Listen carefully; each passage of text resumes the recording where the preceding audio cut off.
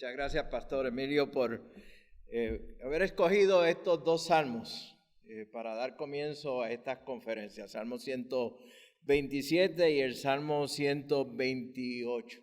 Estos dos salmos constituyen parte de un grupo de salmos de alrededor 15 o 16 salmos que el pueblo hebreo cantaba cuando peregrinaba de diferentes partes de Israel hacia Jerusalén a celebrar las grandes fiestas que celebraban el pueblo hebreo. Y vamos a hablar un poquito más de esto mañana. Pero es interesante que estos dos salmos constituían o eran parte de esos salmos que el pueblo hebreo cantaba mientras viajaban de diferentes sitios a Jerusalén, ya sea para celebrar la fiesta de las Pascuas o cualquier otra de las fiestas.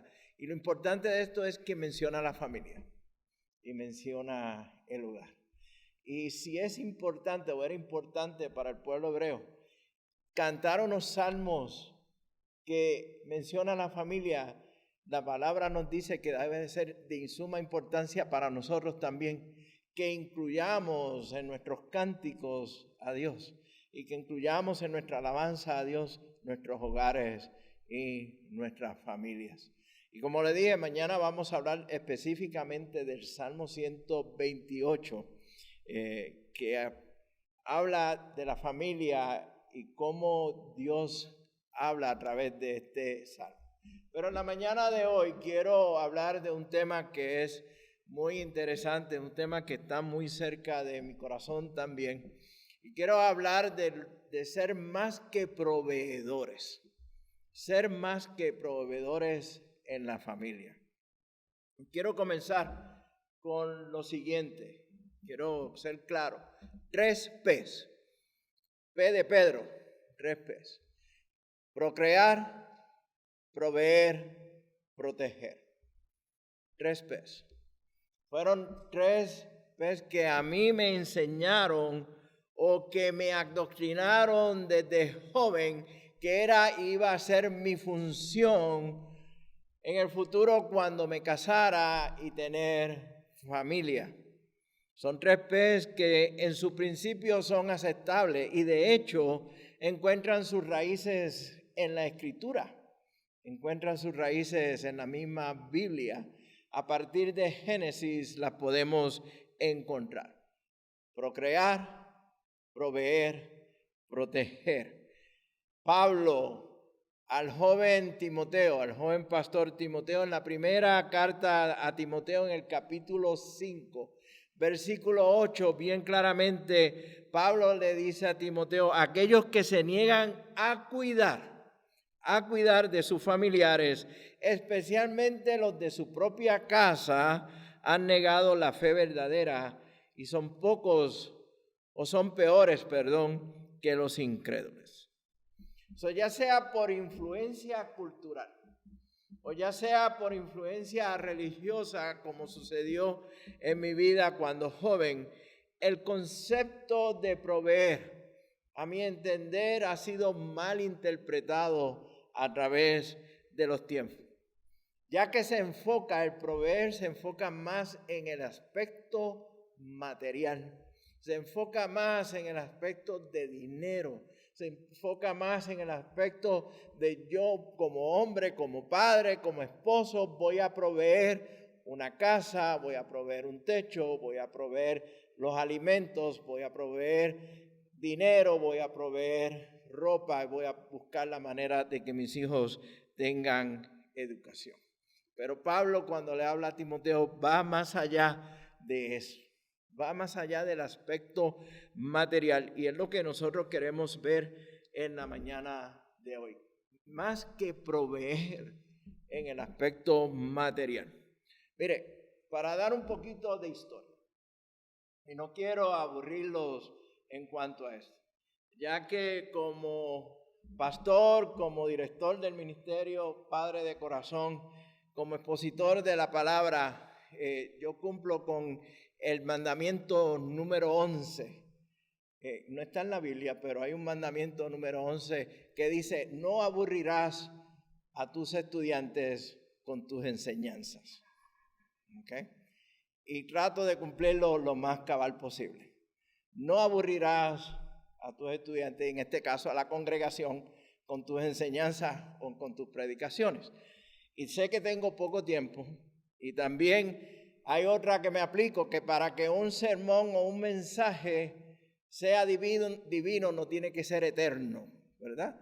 No se puede extender por tantas horas, así que vamos a tratar de cubrir esto en el tiempo correcto. Pero quiero darle un poquito de historia para que podamos entender qué ha sucedido a través de los años. Con la llegada de lo que se conoció como la Revolución Industrial y con el enfoque que hubo del desarrollo económico, las familias salieron de sus áreas de agricultura o donde estaban y se movieron, comenzaron a moverse a las ciudades, donde habían trabajos y habían ya una serie de empleos. Como resultado, el enfoque que había en la familia antes de la Revolución Industrial y el enfoque del padre o de los padres en la enseñanza y en la educación de sus hijos se mueve del hogar y desaparece. ¿Por qué? Porque el hombre comienza a trabajar en las industrias y luego de largas horas de trabajo, el hogar para él nuevo es la cantina del pueblo, es la cantina de la ciudad. Por lo tanto, aquel tiempo de devocional que se daba en el hogar pasó a ser a un tiempo de conversaciones en las cantinas sobre el trabajo, sobre asuntos de política, sobre otros temas. Y el hombre comenzó a dedicar más tiempo a eso y abandonó la educación, abandonó la enseñanza en el hogar, abandonó aquel tiempo de devocionales en el hogar. Como resultado, en Inglaterra, los niños se vieron sin educación. Y entonces vino un movimiento dentro de unas iglesias en Inglaterra donde se comenzaron a darse cuenta de que los niños no tenían esa enseñanza y comenzaron a llamarlos los domingos en las iglesias y a educarlos en la palabra de Dios. Y de ahí surge lo que conocemos como la escuela dominical.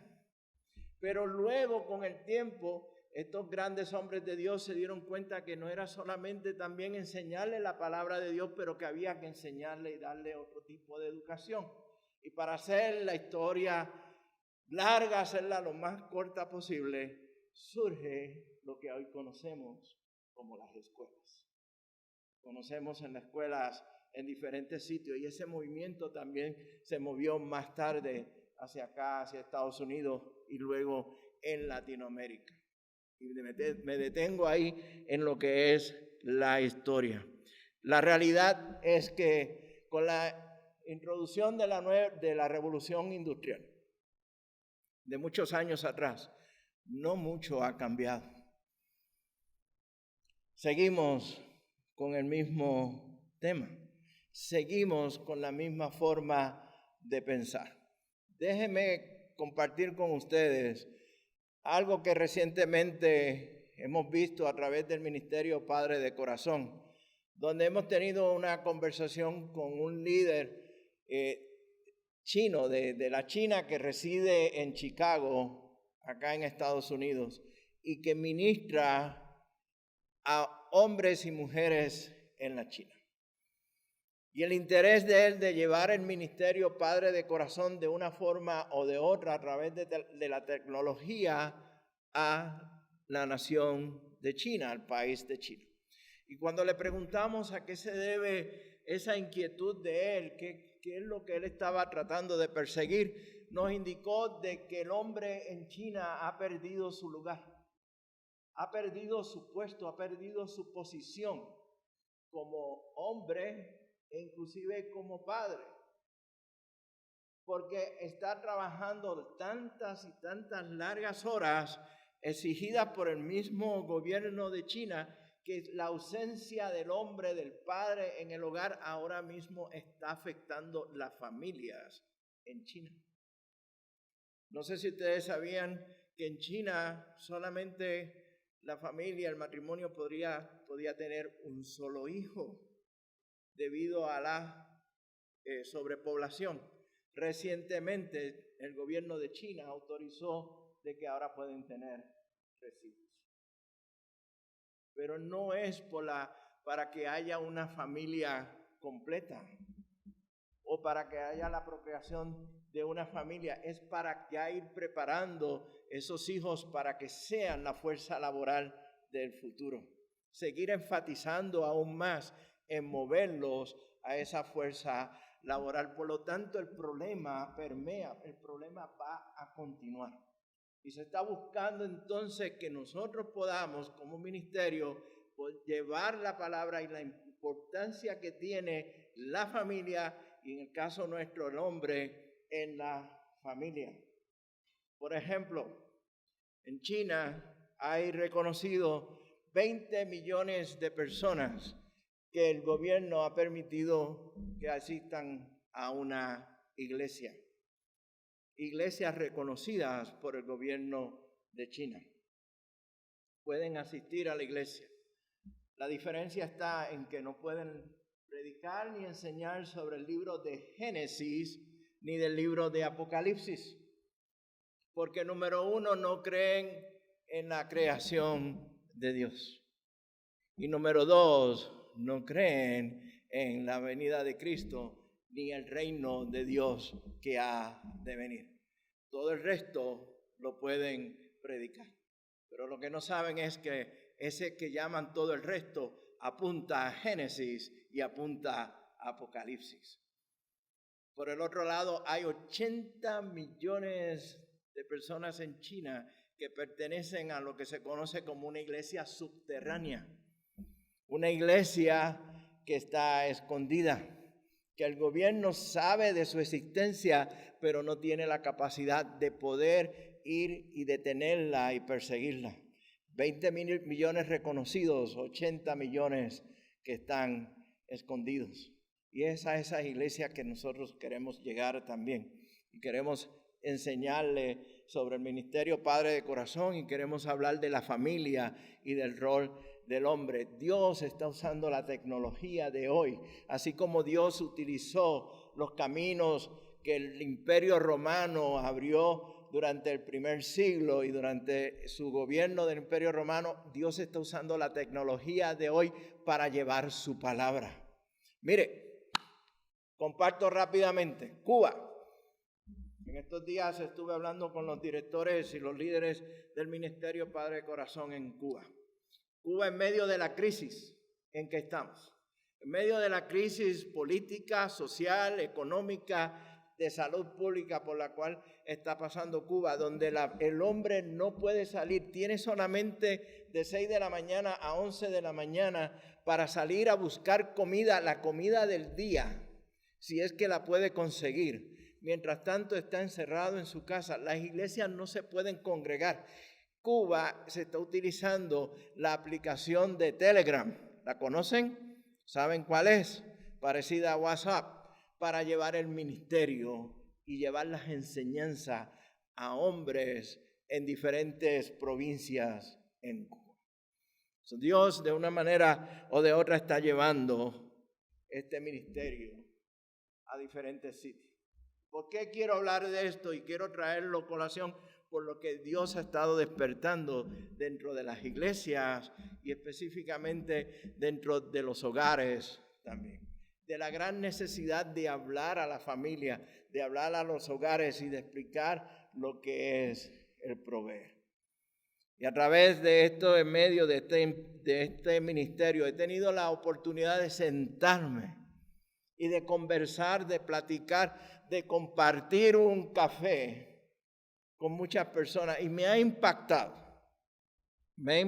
muchísimo interactuar con personas que llevan cicatrices muy profundas en sus corazones, cicatrices y heridas hechas por los padres, o ya sea una cicatriz entre el esposo o la esposa, que han sido dadas ya sea por un profesional que es el papá o la mamá, o inclusive por un pastor, un líder ministerial o un miembro activo de la iglesia.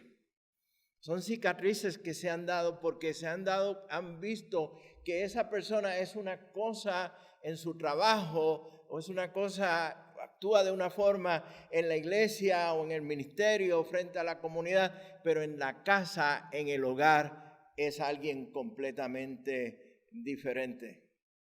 Déjenme expresarlo como me lo dijo una joven cuando se refirió al comportamiento de su papá, que de hecho, es un pastor. Me decía, Pastor Rafi, yo vivo en mi casa como si estuviese viviendo la novela de Dr. Jekyll y el señor Hyde.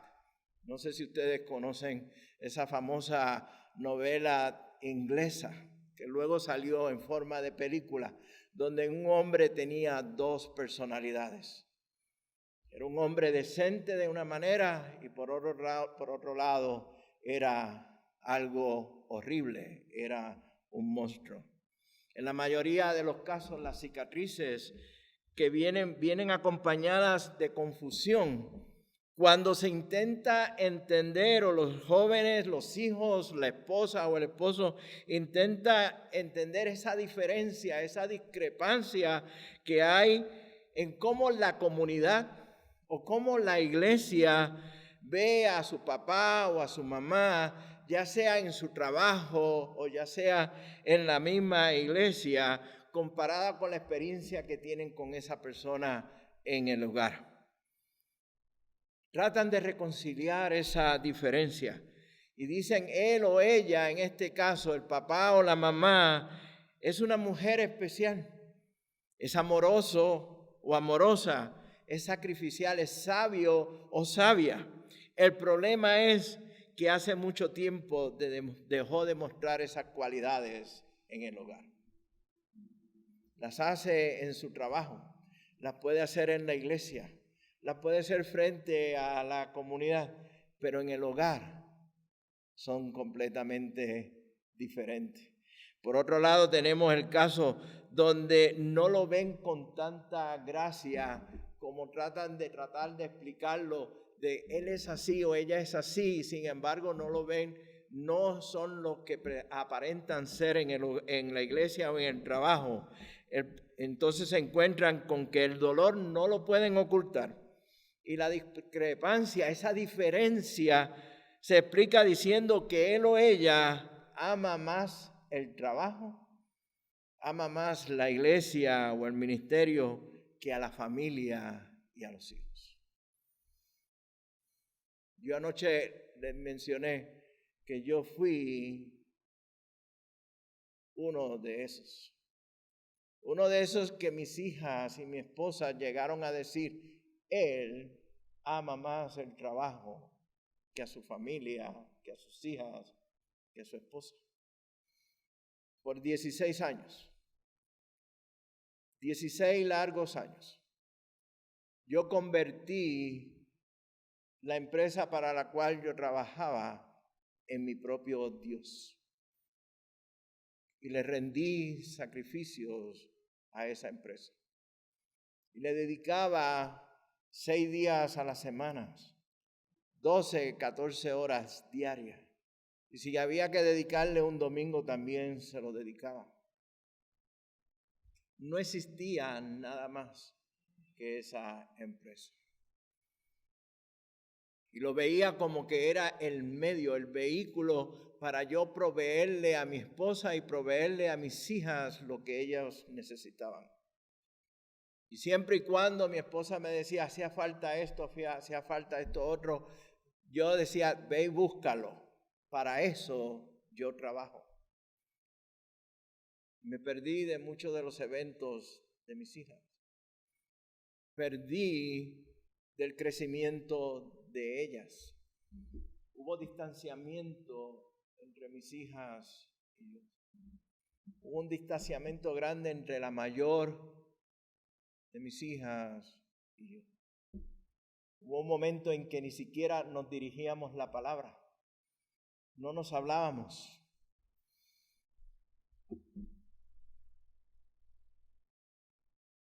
Yo despedí a mi propia hija para la empresa en la que yo trabajaba y era el jefe de esa empresa. Le di una oportunidad de trabajo, yo la despedí a ella porque no estaba haciendo lo que yo creía que ella debía hacer. Yo despedí a mi hija mayor de mi casa. Cuando yo vi que ella no estaba haciendo lo que yo creía que ella debía de hacer. No la escuché. No compartí con ella. Perdí mucho de su vida. Porque lo veía todo en base a lo que yo te estoy proveyendo y tú no lo estás apreciando lo que estoy haciendo por ti. Amy, tú no me estás respetando ni estás reconociendo el sacrificio que yo estoy haciendo de trabajar largas horas y de ser idólatra hacia una empresa, y lo hago por ti, pensaba yo en ese tiempo. Muchos hemos caído en ese error, ya sea en nuestro trabajo que llamamos secular, como también en el mismo ministerio caemos en ese error. Le damos más importancia al trabajo o al mismo ministerio que a nuestra familia. Y tristemente eso lo que ha traído es un fuerte resentimiento contra la iglesia y en algunos casos inclusive contra Dios mismo. Pablo en su carta a la iglesia en Éfeso, en el capítulo 5, los versículos del 21 al 28, habla del matrimonio. Muchos de nosotros hemos escuchado ese pasaje bíblico.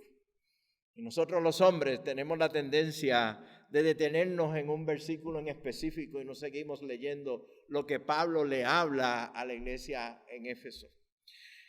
Pablo comienza diciendo así: es más, sométanse unos a otros por reverencia a Cristo. Someternos unos a otros por reverencia a Cristo. Para las esposas eso significa someterse cada una a su marido como al Señor, porque el marido es la cabeza de su esposa, como Cristo es cabeza de la iglesia.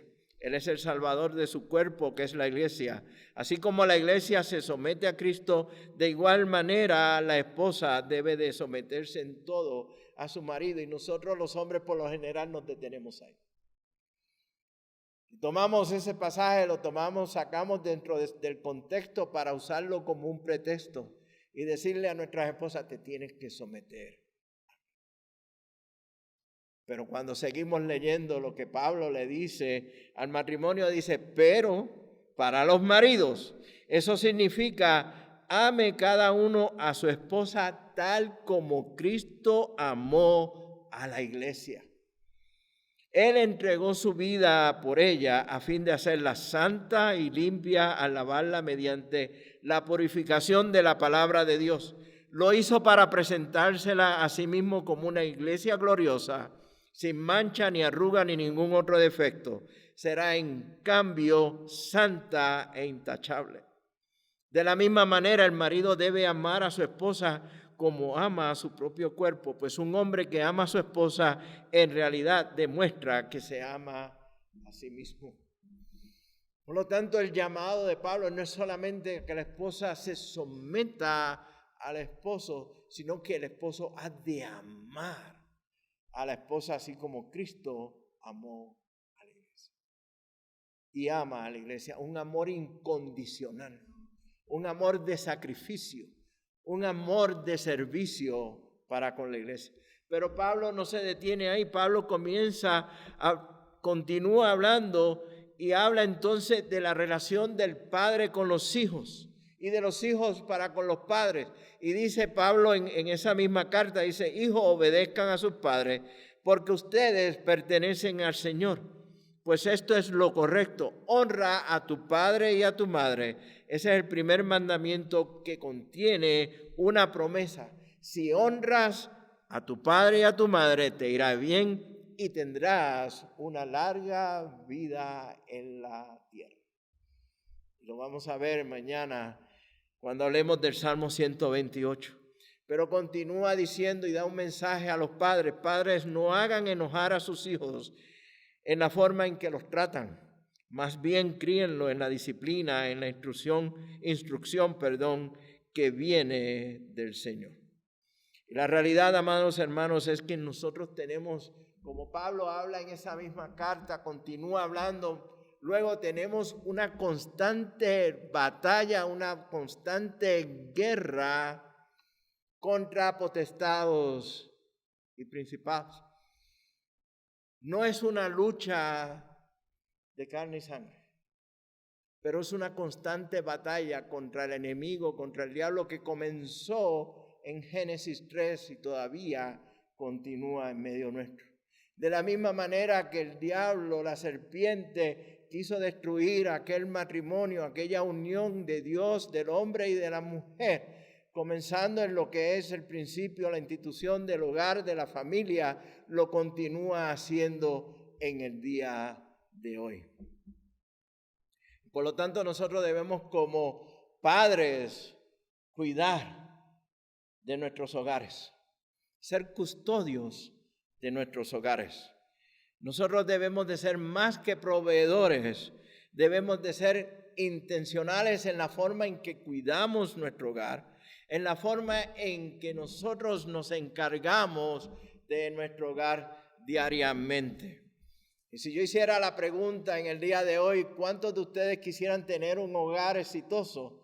Yo estoy seguro de que todos y cada uno de nosotros levantaremos nuestras manos, ¿cierto? ¿O no? Yo quiero tener un hogar exitoso. Yo quiero tener un matrimonio exitoso.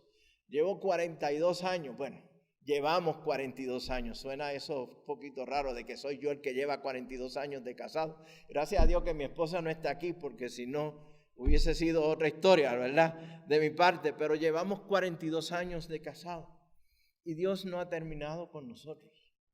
Seguimos creciendo en el Señor.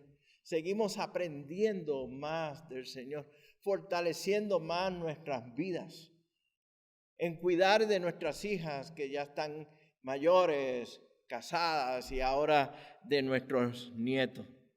Nosotros queremos tener ese matrimonio, ese hogar exitoso. Y por lo tanto, hablando de ser más que proveedores, quiero proponerles a ustedes en esta mañana unos principios que creo que son importantes para ir moviéndonos hacia ese matrimonio, a ese hogar exitoso. Primeramente,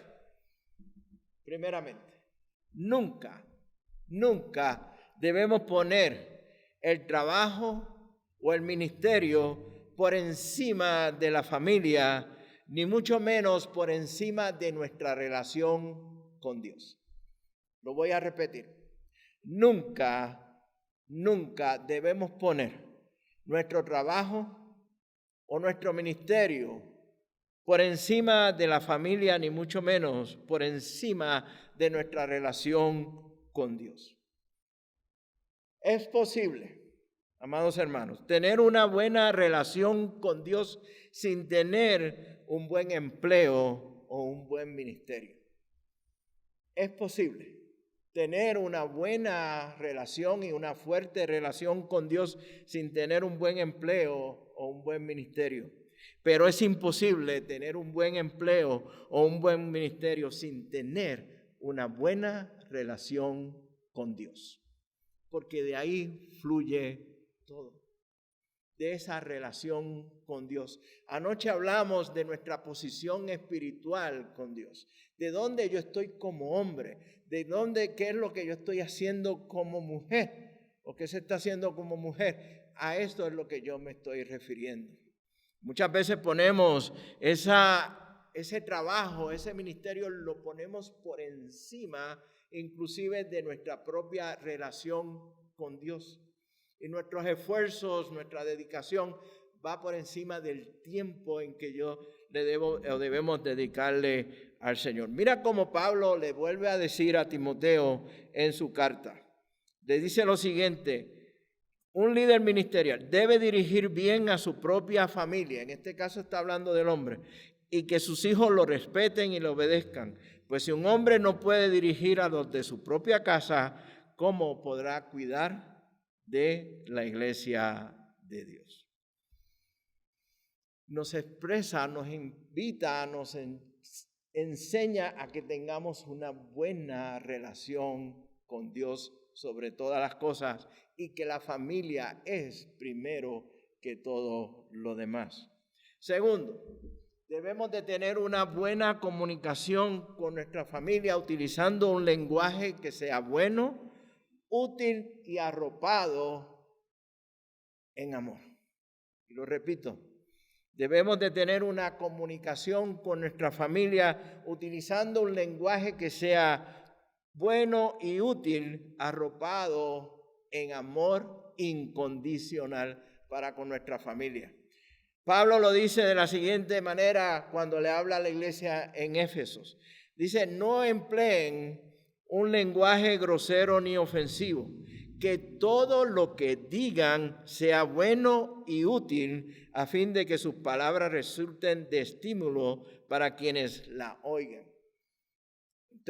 Acabo de leer de la carta de Éfesos, capítulo 4, versículo 29. Lo voy a repetir. No empleen un lenguaje grosero ni ofensivo. Que todo lo que digan sea bueno y útil, a fin de que sus palabras resulten de estímulo para quienes la oigan, quienes la escuchen.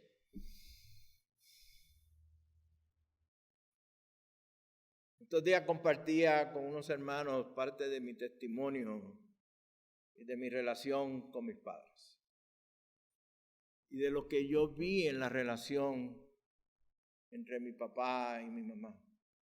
Las palabras que se utilizaban los unos a los otros. Los ataques de palabras groseras, ofensivas e hirientes entre ellos dos. Pero también compartía las palabras hirientes de parte de mi madre y de mi padre, tanto hacia mí como hacia mi hermana. Palabras que han dejado heridas fuertes en nuestros corazones. Palabras que todavía a mis 63 años de edad están ahí. Que recuerdo de esas palabras que salieron de los labios de una madre hacia mí. Trato cada día de buscar, por lo menos con los dedos de una mano, cuáles fueron las palabras de mi padre, que fueran de estímulo, de exhortación, útiles para mi vida, y no las consigo. No las encuentro.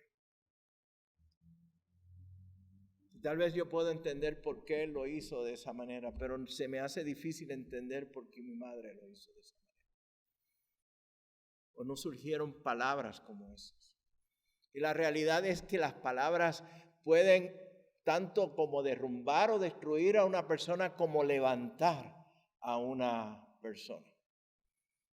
En el idioma del inglés hay una expresión que si la podemos traducir al español diría de la siguiente manera: los palos y las piedras podrán herir mi cuerpo, pero tus palabras nunca me harán daño. Y esa es una mentira grandísima. Es una mentira misma del diablo, porque las palabras hieren. Y las palabras, cuando provienen de alguien que se supone o se espera que sea amoroso como es un padre o una madre, y son palabras de ofensas, son palabras que hieren, son palabras groseras, son palabras que hacen daño, lastiman el corazón de un hijo o de una hija. Cuando de nuestros labios, como bien Pablo nos exhorta, deben de ser palabras que sean buenas y útiles para con nuestros hijos y para con los demás, y que estén arropadas de amor y de un amor incondicional para con ellos. Alguien en una ocasión dice que la unión familiar entre los padres y los hijos se consolida con el empleo de un lenguaje adecuado, El buen lenguaje contribuye al logro de la bendición y la felicidad en el seno de la familia. Lo voy a repetir. La unión familiar entre los padres y los hijos se consolida con el empleo de un lenguaje adecuado. El buen lenguaje contribuye al logro de la bendición y la felicidad en el seno de la familia. En cuanto a ese lenguaje entre el matrimonio, el lenguaje que podemos llamar conyugal entre el marido, la esposa, el esposo y la esposa, esta persona que escribió estas palabras nos dice que los esposos siempre deben de hablar con permanente, estoy hablando de los esposos, así que varones, escúchenme, con permanente amor y reciprocidad en todo, con respeto, con cuidado, con atenciones, ya que los hijos escuchan y observan a sus padres y ellos van a ser los beneficiados de esas conversaciones. Es a lo que me estaba refiriendo de lo que yo escuché de mis padres. De las palabras que salían de parte de ellos dos hacia uno y hacia el otro. Hay una imagen muy clara en mi mente. De cuando en una de estas riñas entre mi madre y mi papá, ella agarró un candelabro de bronce y fue y atacó a mi padre con el mismo. No he podido borrar esa imagen. Tal vez él tenía la culpa, pero son imágenes que se quedan y que he querido cambiar y que romper ese ciclo de la forma en que trato a mi esposa y la forma en que trato a mis hijas y a mis nietos. Por el otro lado, cuando hablamos de aquello que nosotros debemos de hacer, debemos de también asumir un liderazgo que sea un liderazgo intencional de servicio en el hogar. Asumir un liderazgo intencional. Un liderazgo de servicio en el hogar. No porque tenemos el título de padres o de madres, vamos a exigir por tener ese título. Porque cuando reconocemos delante de Dios la función que Dios nos ha dado como padre, es entonces cuando reconocemos la responsabilidad grande que tenemos como líderes en el hogar. Y somos líderes en el hogar. Mire, una de las necesidades más grandes que tenemos hoy en día en la sociedad y que tenemos también en la iglesia es la de tener líderes bien capacitados. La búsqueda de líderes y la capacitación de ellos se hace más fácil cuando definimos claramente lo que es liderazgo, lo que significa ser líder.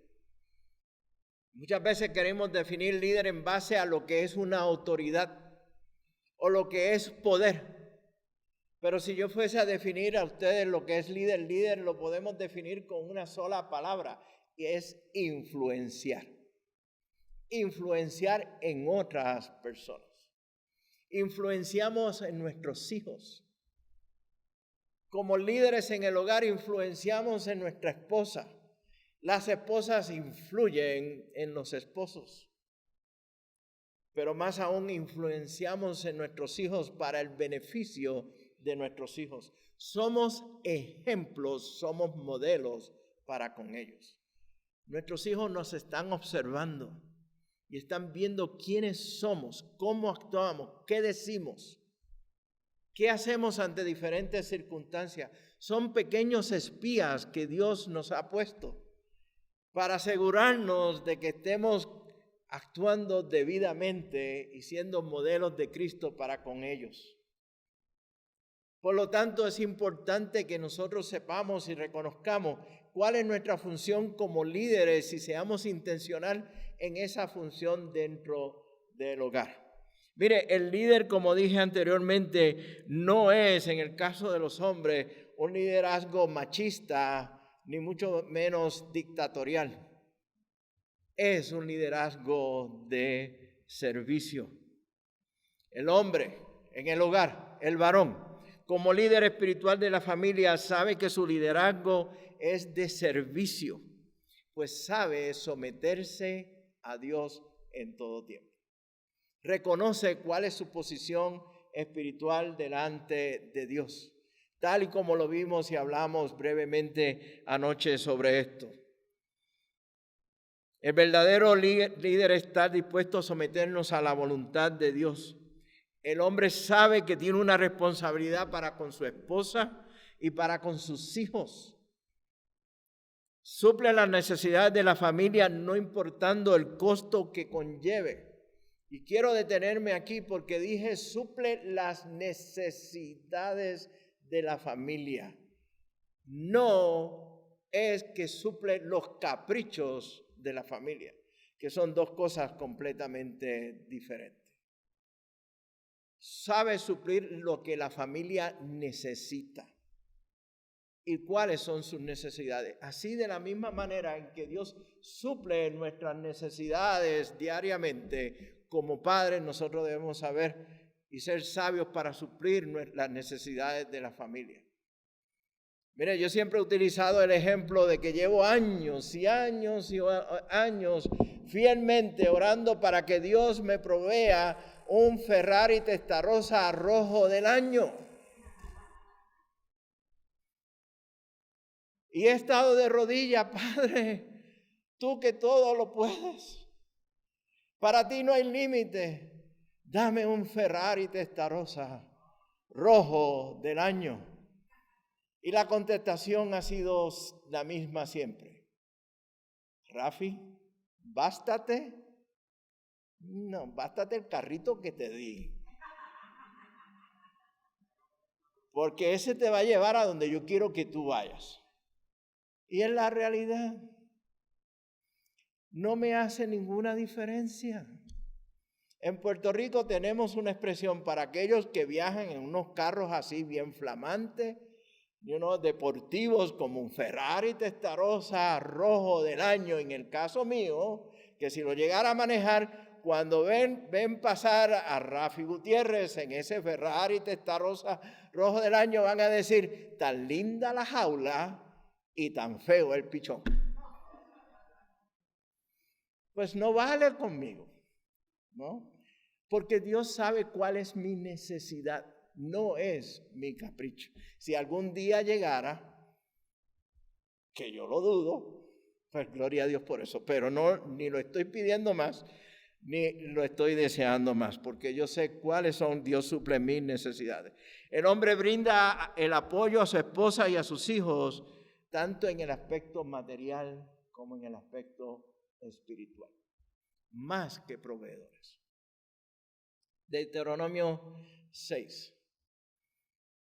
Cuando miramos ese capítulo de Deuteronomio, tanta enseñanza que conlleva. Cuando Moisés le habla al pueblo hebreo, a esa segunda generación que va a entrar a la tierra prometida, y le dice, y estas palabras estarán contigo y en tu corazón, y se la vas a enseñar a tus hijos y a los hijos de tus hijos, y se la vas a enseñar cuando te despiertes, estoy parafraseando, y cuando te levantes, cuando te acuestes, cuando vayas por el camino, la vas a poner en las puertas, la vas a atar a tu frente, en tu brazo, en todo tiempo vas a estar enseñando. Moisés no está hablando de que tú le vas a proveer, ibas a proveerle tremenda casa o tremendo palacio o algún lugar en específico. No, está hablando de la palabra de Dios, la enseñanza espiritual que recae en ¿quiénes? En los padres. Él no dijo a los padres, mira, asegúrate de que el pastor se encargue de enseñarle a tus hijos, o la maestra o el maestro de la escuela dominical. No, ustedes, padres. La enseñanza espiritual viene de parte de nosotros. Debemos también estar dispuestos a dar nuestra vida por nuestra familia en todo tiempo. Y como dije y recalco en esto, tomar la iniciativa en las cosas espirituales, que podamos ser los Josué de hoy en día y podamos firmemente como hombres Y es una de mis continuas oraciones y de mis grandes sueños y anhelos. Ver a hombres de Dios, ver hombres hispanos, hombres que firmemente se levanten y miren hacia una sociedad, y miren a una cultura, y miren a una comunidad que está viviendo en oscuras. Y vamos a hablar de esto en la segunda conferencia. Y puedan decir de igual manera como lo dijo Josué: yo no sé a qué dioses ustedes van a servir. Si van a servir a los dioses de donde ustedes vinieron, o van a servir a los dioses en que se van a encontrar. Pero de esta cosa yo sí sé. Yo y mi casa serviremos a Jehová. Josué no dijo, y esto yo sé, mi esposa va a ir a la iglesia. Mi mamá o mi suegra se va a encargar de enseñarle a los hijos, a mis hijos, mientras yo voy a trabajar. No, él dijo, yo y mi casa serviremos a Jehová. Y a mí me gusta la traducción donde pone, cuando él dice yo y mi casa, porque sabemos que gramaticalmente eso es incorrecto, ¿no?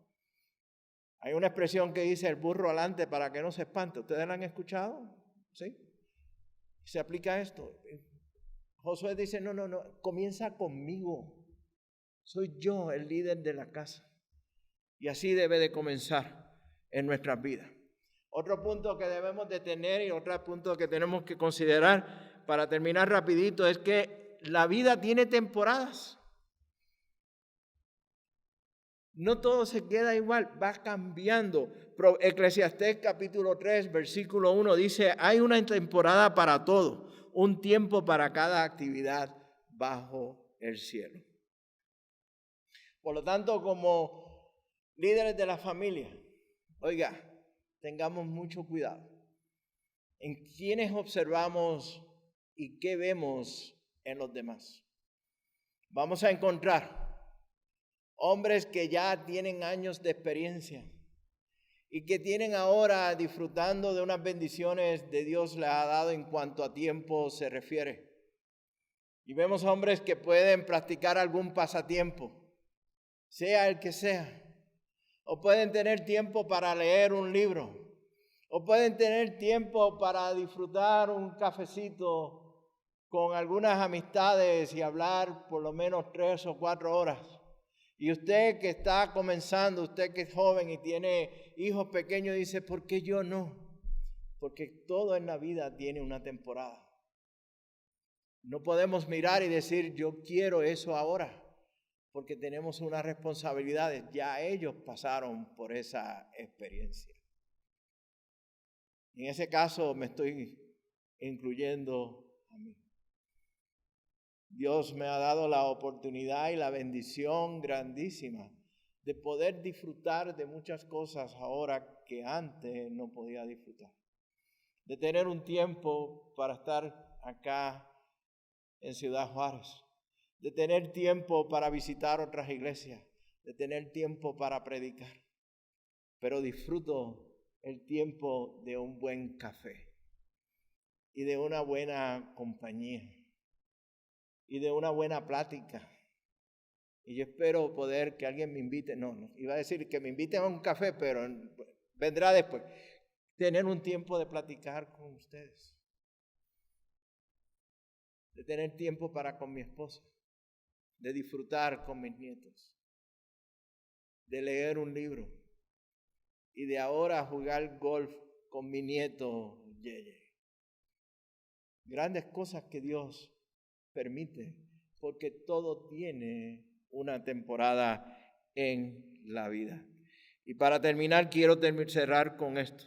Yo he hablado de que Dios o la familia, que la familia es nuestra prioridad, ¿correcto?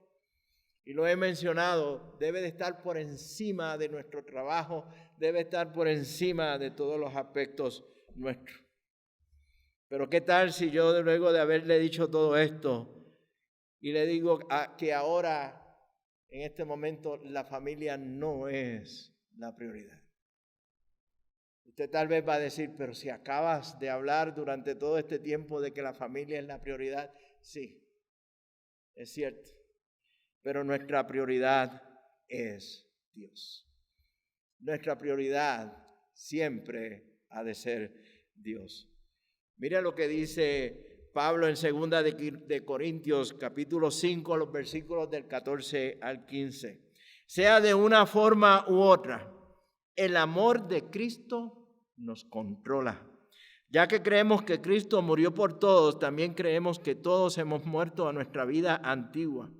Él murió por todos para los que reciben la nueva vida de Cristo, ya no vivan más para sí mismos, más bien vivirán para Cristo, quien murió y resucitó por ellos. Vivimos para Cristo. Palabras similares, Pablo lo dice a la iglesia en Galacia. Gálatas capítulo 2, versículo 20. Y ya no vivo yo, sino que vive ¿quién? Cristo en mí. Y lo que vivo en este cuerpo, lo vivo para la gloria ¿de quién? De Dios. Esas palabras, ese versículo, calaron grandemente en mi corazón cuando era joven. Pude entender que no era mi esfuerzo, ni era mi sacrificio, ni mis buenas obras, sino era que Cristo viviera su vida en mí. Por lo tanto, nuestra prioridad es Cristo. Nuestra prioridad es Dios. Y muchas veces queremos definir y establecer prioridades como nos han enseñado. Primero esto, segundo esto, tercero esto, cuarto esto, quinto esto. Y lo establecemos correctamente y hablamos cristianamente de una forma correcta. Decimos, Dios es mi prioridad número uno. Y luego viene la familia, y luego viene el trabajo, y luego viene la iglesia y establecemos 1, 2, 3, 4 y seguimos añadiendo. Pero de repente nuestro día cambia y vienen problemas y vienen adversidades y vienen cantazos en la vida y entonces decimos ya Dios no es mi prioridad porque Dios no está en medio de todo esto. O el trabajo es más fuerte, mi trabajo es la prioridad hoy. O en la iglesia hay que hacer esto, mi iglesia es la prioridad hoy. Hay que hacer algo en la familia, mi familia es la prioridad hoy. Y entonces cambiamos las prioridades. Déjeme darle una fórmula. Yo no soy amante de fórmula, pero déjeme explicarlo de esta manera. Dios es nuestra prioridad.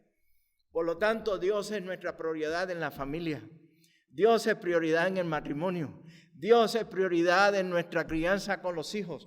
Dios es prioridad en el trabajo. Dios es prioridad en el ministerio. Dios es prioridad en la iglesia. Dios es prioridad en todos los aspectos de nuestras vidas. Si cantamos que Dios sea el centro, que el centro de mi vida eres tú, que sea Dios el centro de nuestras vidas en todos los aspectos. No intercambiemos lo que es prioridad. Pablo bien claro lo decía, que todo lo que hagamos, lo hagamos ¿para quién? Para la gloria. Que todo lo que hagamos, lo hagamos para la gloria de Dios. Voy a terminar con una oración más. De algo que a mis 63 años he descubierto. Los otros días le comentaba a mi esposa en un café de por la tarde. 42 años llevamos bebiendo café 2 veces al día. Temprano en la mañana y entre las 3 y las 4 de la tarde nos reunimos ella y yo a beber café y a compartir. Y aun cuando yo esté de viaje, me escribe o yo le escribo y me dice, ¿te tomaste el cafecito? Y yo sí, dice, yo me lo estoy bebiendo también. Nos seguimos aun cuando yo esté de viaje. Y le compartía esto en un café con mi esposa.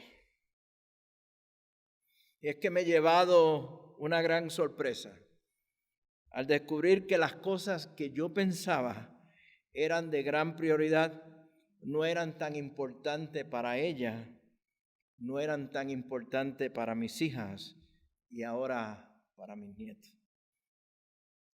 Y descubrí que las cosas que me parecían muy básicas, muy elementales, que no eran tan importantes para mí, en realidad eran y son y serán las más importantes para mi esposa, para mis hijas y para mis nietos.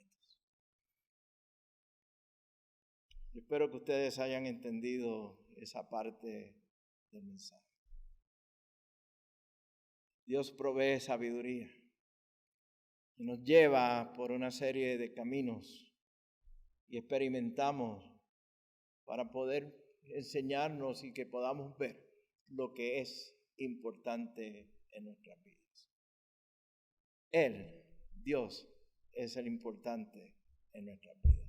Amados hermanos, que Dios les bendiga grandemente, que podamos disfrutar de un tiempo de compañerismo. ¿Hay café, pastor? Y podamos tener un buen tiempo y nos vemos entonces en la siguiente conferencia. Dios les guarde grandemente. Dios les bendiga, amados hermanos.